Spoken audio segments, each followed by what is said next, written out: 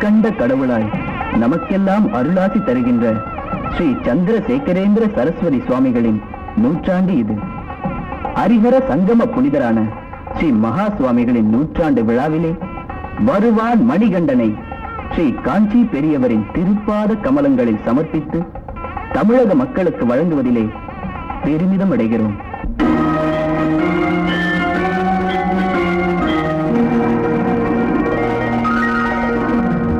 மணிகண்டன் மகிமை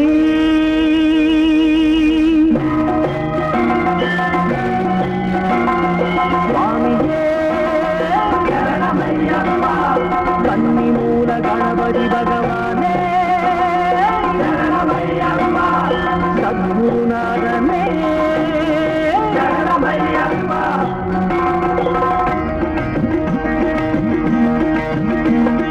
மணிகண்டன் மகிமை சொல்லி மாடாது மாடாது சொல்லி நடங்காது. பிணி போகும் கொண்ட பயம் தீரும், மனப்பிணி போகும் கொண்ட பயம் தீரும். முன்னம் நாம் செய்த வினை போகும், நாள்தோறும் நலமாகுமே. மணிகண்டன் மகிமை 18 படியேறும் பக்தர்கள் குடும்பமெல்லாம் பலபடி முன்னேறும். பாவங்கள் முனை முறியும் சுவாமியே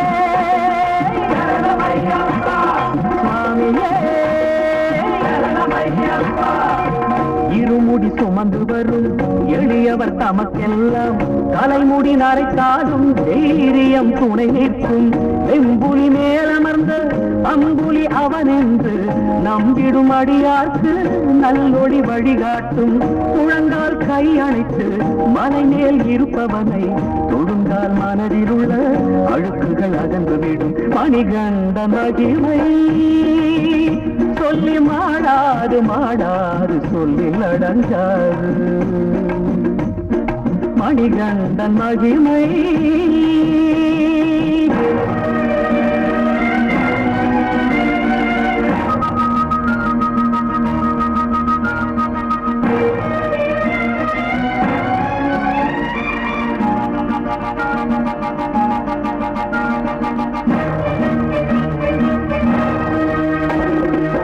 நாட்டினில் திரிந்திருக்கும் 4 வகை சாதிகளும் காட்டினில் இருப்பவனின் கோயில் முன் ஒன்றாகும். சுவாமியே சுவாமியே. ஆஸ்திகள் உள்ளவரும் அன்றாடம் காட்சிகளும் சாஸ்தா முன்னிலையில் சரிநிகர் என்றாகும். கால்களில் மூழ்கைக்க கடுமடி நடப்பவரை தோள்களில் காலமெல்லாம் சுமந்தவன் காத்திருப்பான். ஒவ்வொரு நெய் தேங்காய் உடைகின்ற வேளையிலும் ஒவ்வொரு ஜீவனுக்கும் உயர்ந்திட கை கொடுப்பான். மணிகண்ட மகிமை சொல்லி மாடாது மாடாது சொல்லி நடங்காது. மணிகண்ட மகிமை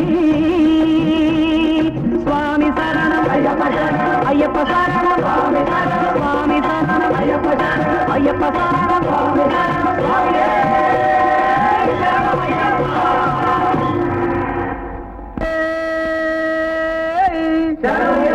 கன்னி மூலமாக கணபதியே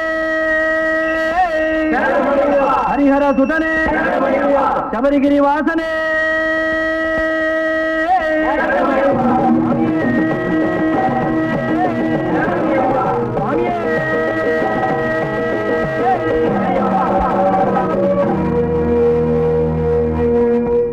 குருசாமி, எங்களுக்கெல்லாம் நல்ல மார்க்கத்தை காட்டுற உங்ககிட்ட ஐயப்ப சாமி விரத மகிமையை பத்தி கேட்க ஆசைப்படுற சுவாமி. ஐயப்ப சாமி மேல பக்தி சிரத்தையுள்ள உங்க பிரச்சனைகளை தீர்த்து வைக்கிறதுல எந்த கோவிலுக்கு வேணாலும் நினைச்ச உடனே போக முடியுது. ஆனா சபரிகிரி வாசன் ஐயப்பன் தரிசனத்துக்கு மட்டும் 41 நாள் விரத நியம நிஷ்டை இருக்கிறது எதுக்கு சாமி? ஐயப்ப சுவாமி அனுஷ்டான பிரிய மூர்த்தி. அனுஷ்டானம்னா என்ன சுவாமி? மனசு சம்பந்தமா, தேக சம்பந்தமா, செய்யற காரிய சம்பந்தமா, வருஷம் பூராவும் அனாவசியமாக சுத்தி அலைஞ்சி விரயமாக்குகிற சக்தி எல்லாம் அந்த ஒரு மண்டல கால விரத மகிமையால புதிதாக பெற்றுக்கொள்வது சாத்தியமாகுது. விரத காலத்துல பரமாத்மாவை சிந்தனையில கொள்வது மகா ஆனந்தம். சுவாமி, எங்களை பார்த்ததே பாக்கியம். எங்களை ஆசீர்வாதம் பண்ணுங்க சுவாமி. நீங்கள்லாம் சின்ன பிள்ளைங்க, நம்ம தேசத்தினுடைய பொக்கிஷங்கள். நீங்கள் எல்லோரிடமும் அன்பாய் இருக்க வேண்டும், அகிம்சை வழியில் நடக்க வேண்டும், பக்தியோடு வளர வேண்டும். நீங்க சொல்றபடி நாங்க நடந்துக்கிறோம் சுவாமி. நீங்கள்லாம் சின்ன பிள்ளைங்க, நம்ம புண்ணிய பூமிக்கு பெருமை தரும்படியா நடந்து கொள்ள வேண்டும். அப்படி நடந்துகிட்டா ஐயப்ப சுவாமி அனுகிரகம் செய்வார். சுவாமி சரணம் ஐயப்பா. குருசாமி, எந்த கஷேத்திர யாத்திரைக்கும் ஒரு குரு வழிகாட்ட தேவையில்லை. ஆனா சபரி யாத்திரைக்கு மாத்திரம் குருசாமியோட துணை அவசியம்னு எதுக்கு சொல்றாங்க சுவாமி? குரு என்றால் இருளை நீக்குகிற பிரகாசம். எந்த இருள் சுவாமி? மனதின் இருள். அதாவது சந்தேகத்தை நீக்குபவரே குரு.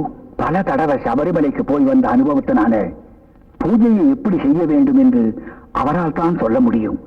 அவரே குரு சுவாமி. சுவாமி, சுவாமியே சரணம் ஐயப்பா என்ற சரண கோஷத்தை பூஜை வேளையில மாத்திரம் சொன்னா போதுமா சாமி? இது சாதாரண கோஷம் மட்டுமல்ல, தாரக மந்திரம். பூஜை வேளையில சொல்லிட்டு இருக்கிற சரண கோஷங்களை மற்ற வேளையிலையும் மனசுக்குள்ள நினைச்சுக்கிட்டே இருக்கணும்.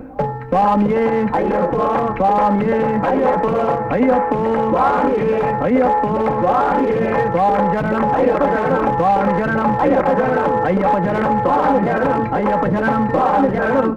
சுவாமி, நான் பரம ஏழை. நான் இருக்கிற வீடு சின்னது, பூஜை பண்றதுக்கு இடம் இல்ல. எப்படி பூஜை பண்ற சுவாமி? பரவாயில்லை, நீங்க இருக்கிற இடத்துல இருந்தே பூஜை பண்ணா போதும். ஒரு சின்ன தீபமேற்றி அதை எதிர பக்தியோடு உட்கார்ந்து பூஜை பண்ணாலே போதும். அந்த கருணாகரன் அருள் புரிவார். சுவாமி, இந்த ஐயப்ப சுவாமி பூஜையில கற்பூரத்துக்கு முக்கியத்துவம் கொடுக்கிறது எதுக்கு சுவாமி? கற்பூரத்தை ஏற்றினா அந்த சூழல் அணைஞ்ச பிறகு எதுவும் மிச்சம் இருக்கிறது இல்ல. அப்படியே ஜீவாத்மாவான நம்ம பரமாத்மா ஏற்றுக்கொள்ளும். இந்த அர்த்தத்துக்கு கற்பூரமே சாட்சியாகும். சுவாமி, அபிஷேகம் என்றதுக்கான அர்த்தம் என்ன? நம்ம மனசில் அடைஞ்சிருக்கிற மதம், மாச்சரியம், மாயை என்கிற மாசுகளை கழுவி நீக்குகிற நம்ம மனோபாவமே அபிஷேகத்தின் உள்ளர்த்தம். சாமி, ஐயப்ப நைவேத்தியத்துல பசுமைக்கு முக்கியத்துவம் எதுக்கு? பால் தயிராகி வெண்ணெய் நெய்யாகி பரிசுத்தமாவதை போல மனுஷனும் தன்னுடைய அகங்காரங்களை விட்டுவிட்டு மனசு சுத்தத்தோடு இருக்கணும். பக்தி, தானம், சேவை, தர்மம் என்கிற பாவனைக்கு நெய் சின்னமாகும். சுவாமி, பசுமையை தேங்காய கொண்டு வரக்கான அர்த்தம் என்ன? நமக்கு 2 கண்கள், புருவ மத்தியில இன்னொரு ஞான கண் இருக்கு. தேங்காய்க்கு 3 கண்ணு, 2 மூடின கண்ணு, 1 நெத்தி கண்ணாயிருக்கு. அந்த நெத்தி கண்ணுல ஞானங்கிற நெய்யை நிரப்பி அபிஷேகத்துக்கு எடுத்து செல்ல வேண்டும். சுவாமி, இருமுடியை பத்தி புரிஞ்சுக்கிற மாதிரி சொல்லுங்க சாமி. ஐயப்ப சுவாமி பக்தனுக்கு இருமுடிதான் சுவாமி ஐயப்பா. சபரிமலைக்கு போற வரைக்கும் பக்தனுக்கு இருமுடிதான் சகலமும் சர்வமும். இருமுடினா 2 கட்டுன்னு அர்த்தம். முன்பக்க முடிய தெய்வ பூஜைக்கான சாமான்களும், பின்பக்க முடியல பக்தனுக்கு வேண்டிய உடையும் உணவும் இருக்கும். இதத்தான் இடத்துக்கு ஒரு முடி, பரத்துக்கு ஒரு முடின்னு சொல்லுவாங்க. சுவாமி, ஐயப்பன் பூஜை எங்க நடந்தாலும் ஐயப்ப பக்தர்கள் தவறாம கலந்துக்கணும்னு சொல்றாங்களா சுவாமி? ஆமா, இந்த மாதிரி ஒன்னா சேருவது சமூக யாகம்.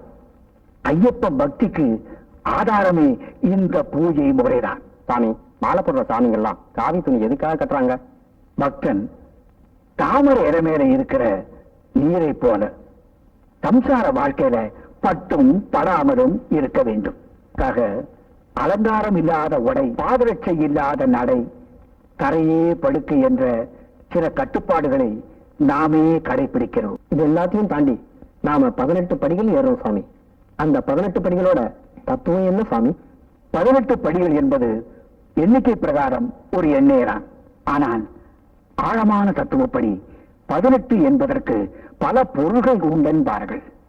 மனிதனுடைய நற்குணங்களும் மனதை மேம்படுத்திய புராணங்களும் 18. சுவாமி சரணமையப்பா. ஆத்மார்த்தமான மனிதனை உன்னதமான சிகரத்துக்கு உயர்த்தும் பகவத்கீதையின் அத்தியாயங்கள் 18. அப்படியே 18 மலைகளும் சௌந்தர்யமலை, நாகமலை, மதங்கமலை, கல்கிமலை, ஸ்ரீபாதமலை, சுந்தரமலை, தேவமலை, நீலக்கல் மலை, தலைப்பாறை, மயிலாடும் குன்று, காளை கட்டி, இஞ்சிப்பாறை, புதுச்சேரி மலை, நீரிமலை, சிற்றம்பலமேடு, பொன்னம்பலமேடு, சபரிமலை. இந்த 18 மலைகளில் இருப்பவனே அந்த சபரிகிரிவாசன் அதிகரசுடன் ஸ்ரீ ஐயப்பன். இந்த 18 மலைகளின் தேவதைகளுக்கு பூஜை செய்த பிறகே ஐயப்பன் சன்னதிக்கு வர வேண்டும் என்பது நியமம். இந்த 18 மலைகளில் வாசம் செய்யும் தேவதைகளை தரிசனம் செய்வது அவ்வளவு எளிதல்ல. எனவேதான் 18 தேவதைகளின் அடையாளமாக உள்ளன இந்த 18 படிகள்.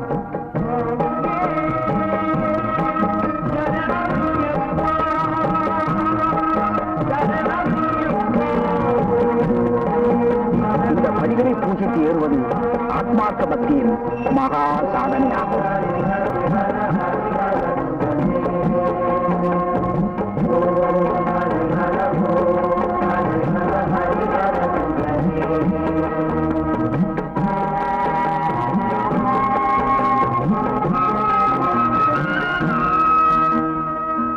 இப்படிப்பட்ட கஷ்டமான கட்டுப்பாடுகளோடு நடந்துக்கிற உங்க வாழ்க்கையில சில அற்புதங்கள் நடந்திருக்கணும் இல்லையா சாமி? சுவாமியே கன்னி மூலமகா கணபதியே கற்பூர ஜோதியே.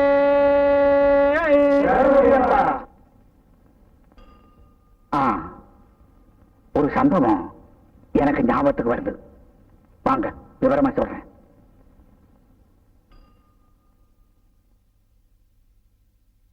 ராமநகரம் என்ற ஊர்ல முனியப்பா என்ற ஒரு ஐயப்ப பக்தன். அவன் ஆத்ம விவேக சத்தியவான். அதோடு அவன் நேர்மை தவறாத ஏழை. அவன் ஒரு விவசாயி. அவன் நிறத்துல மாத்திரம் உடல்ல, மனசுங்கிற கேத்திரத்துல பக்தி பயிரையே வளர்த்தான். ஆமா, அந்த ஏழையின் பக்தி பிரவாகத்திலே சிக்கி திருப்திப்பட்டு அந்த தேவனே அந்த பக்தனின் பின்னாடி ஓடி வந்தான். வாங்க, அந்த ராம நகரத்திலே ஒரு நாள்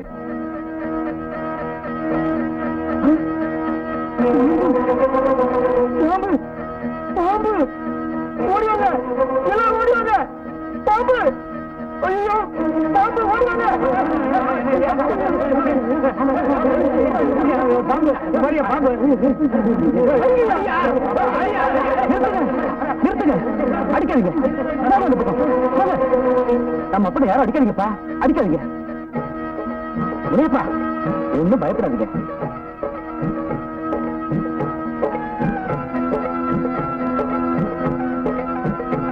ஐயோ, எவ்வளவு பெரிய முன்னுக்கு இருக்கு. இந்த நிலைமையில அத்தனை கொள்ள பார்த்துக்கப்பா. இந்த வாயிலா பிராணியோட சொல்லுறேன், உங்களுக்கு என்ன புரிய போகுது? காட்டினதா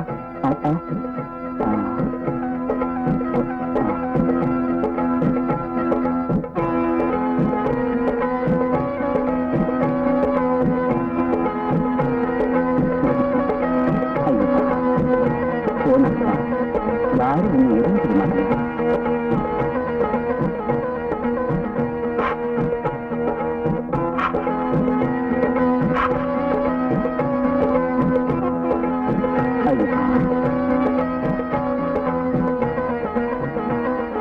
ஆச்சரியமா இருக்கு, நம்ப முடியலையே. பாக்குறமே, சுவாமி ஐயப்பனோட மாலை போட்டுக்கிட்ட பக்தன் எல்லா ஜீவராசிகளையும் ஐயப்பனாவே நினைச்சு பார்ப்பான். மாலை போட்டுக்கிட்டவங்க யானை பார்த்தா யானை ஐயப்பான்னு பாவிக்கணும், புலிய பார்த்தா புலி ஐயப்பான்னு பாவிக்கணும். அதே மாதிரி நான் இந்த பாம்பை பார்த்தேன், பாம்பை ஐயப்பன்னு நினைச்சேன். அதோட இன்று எனக்கு புரிஞ்சுது. இதெல்லாம் அந்த ஐயப்பன் மனிதன் மகிமை. உன்னோட பெரிய மனத்தை தெரிஞ்சுக்கிட்டதுனால எஜமா உங்களை எவ்வளவு பெரிய வச்சிருக்கா தெரியுமா? எல்லாம் ஐயப்பன் கருணை. சம்போ சங்கரா, காப்பாத்தப்பா. மிருத்யுஞ்சய ருத்ராய நீலகண்டாய சம்பவே. லட்சுமி, என்னங்க முனியப்ப வந்தானா? இன்னும் வரலீங்க. மிருத்யுஞ்சய ருத்ராய நீலகண்டாய சம்பவே. லட்சுமி, நம்ம கங்கைக்கு உடம்பு சரியில்லை, மாட்டு டாக்டரை கூப்பிடணும். நாராயணன் அனுப்பி முனியப்பனை வர சொல்லு. இங்க இருக்கிறவனுக்கே மதிப்பு இல்ல, அவன் ஒரு பெரிய மனுஷன், அவனை கூப்பிட்டு நான் போகணுமா? என்ன வளர்றான்? ஒண்ணும் இல்லைங்க, நீங்க பூஜை முடிங்க, அவனை அழைச்சிட்டு வருவான். என்னக்கா நீ போங்கக்கா. சின்னஜமா, அது என்ன அப்படி ஆழமா யோசிக்கிறீங்க? மாப்பிள்ளை ஆகிற விஷயம் தானே. மாப்பிள்ளையா? அந்த முனியப்பனை எப்ப இந்த ஊர்ல இருந்து வெளியே துரத்துறணும் அப்பதான் நான் மாப்பிள்ளை. அது எதுக்கு அவனை பார்த்தா எரிஞ்சு விடுறீங்க? மறுபடியும் என்னடானா எங்க மாமா எல்லா அதிகாரத்தையும் அவங்கிட்டே ஒப்படைச்சிட்டு என்ன வெறும் களிமண் ஆக்கிட்டாரு. அப்படின்னா சீக்கிரத்துல மாப்பிள்ளை ஆக மாட்டீங்கன்னு நினைக்கிறேன். என்னடா அவசரமா பேசுற? நான் ஒண்ணும் பேசல. முனியப்பா எஜமா மனசுல அட்டையா ஒட்டிக்கிட்டு இருக்கானே. மாமாவோட மனசுல இருக்கிற அந்த முனியப்பனோட மரணம் தாண்டா எனக்கு முதல் குறி. பாத்துக்கிட்டேன். மாமா மாமா மாமா மாமா, என்னடா அது பெருசா குடிமொழிக்கு போன மாதிரி அடிச்சுக்கிற? ஆமா மாமா, அப்படியே வச்சுக்கோங்க. அன்னைக்கு உங்க ஜமீன் நிலத்துல வீரையோட மாட்டை கட்டினானு அவனை சாட்டையால அடிச்சீங்க. ஆமா. இன்னொரு நாள் அந்த ரெங்கா நம்ம ஜமீன்ல கள்ள நட்டான்னு சவுக்கால அடிச்சீங்க. ஆமா. யாரா இருந்தாலும் நம்ம ஜமீன்ல என் ஆஸ்தி அக்கிரமா அனுபவிக்கிறவங்களுக்கு தண்டனை தப்பாது. இது என் சாசனம், இது என் தீர்ப்பு. அப்படின்னா தப்பு பண்றவங்களுக்கு தண்டனை தப்பாது தானே? ஆமா, கண்டிப்பா தப்பாது. அப்படின்னா இன்னைக்கு உங்க ஜமீன்ல ஒருத்தன் குடிசை போட்டிருக்கான். இன்னைக்கு ஒரு குடிசை, நாளைக்கு 10 குடிசை, நாளானைக்கு இந்த ஜமீனே என்னதுன்னு பாத்தியத்தை கொண்டாடுவான். அப்ப என்ன பண்ணுவீங்க? நீ சொல்றது உண்மையா? குடிசை போட்டிருக்கானா? என் கண்ணால நானே பார்த்தனே. காட்டு, அவனுக்கு சரியான தண்டனை கொடுக்கிறேன். மாமா, நான் சொன்ன குடிசை அதுதான் பாருங்க.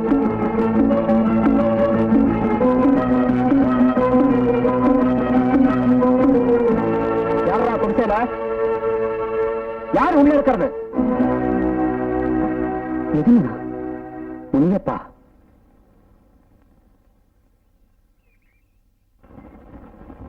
முனியப்பா நீயா? எஜமா வந்து நீயா இந்த குடிசை போட்டது? ஆமா எஜமா. உங்க ஒப்பத்தினுட்டு உங்களுக்கே இவன் துரோகம் பண்ணிட்டான். இல்ல எஜமா, இல்ல. என்னோட குணம் தெரிஞ்சும் இந்த தப்ப செஞ்சிருக்க. தனக்கும் ஒரு குடிசை வேணும்னு ஆசைப்பட்டிருக்கேன். நம்ம ஜமீன்ல எனக்கே தெரியாம திருஷ்டி போட்டு வச்ச மாதிரி இந்த குடிசையை எதுக்கு போட்ட? ஐயப்ப சுவாமிவான்னு போட்டவங்கலாம் காலையிலையும் சாயந்தரமும் பூஜை பண்ணணும். அதுக்கு பக்தரெல்லாம் சேர்ந்து பூஜை பண்றதுக்காக இந்த குடிசையை போட்டேன். ஓஹோ, இந்த குடிசையை போட்டதுக்கு ஒரு காரணத்தை கண்டுபிடிச்சு சொல்றேன். இத இந்த குடிசையை போடுறதுக்கு அனுமதி கொடுத்தது யாரு? அது என்னோட அனுமதி இல்லாம இங்க எதுவும் நடக்க கூடாதுங்கிறது தெரியுமில்ல? தெரியும். தப்பு பண்றவனுக்கு என்ன தண்டனைங்கிறது உனக்கு தெரியுமில்ல? அதுவும் தெரியுமா? அப்போ தெரிஞ்சே தப்ப பண்ணிருக்க. நாராயணா. ஆமா. ஐயப்பா,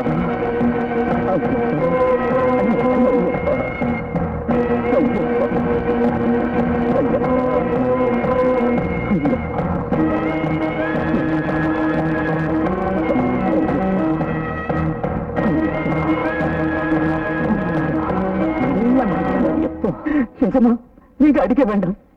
நீங்க அடிச்சா உங்க கை காயப்படும். உங்க கை காயப்பட்டா என் மனசு நோகும். அதை விட அந்த கம்பை அவர்கிட்ட கொடுத்து அவர் அடிக்க சொல்லுங்க. அவர் அடிக்க சொல்லுங்க.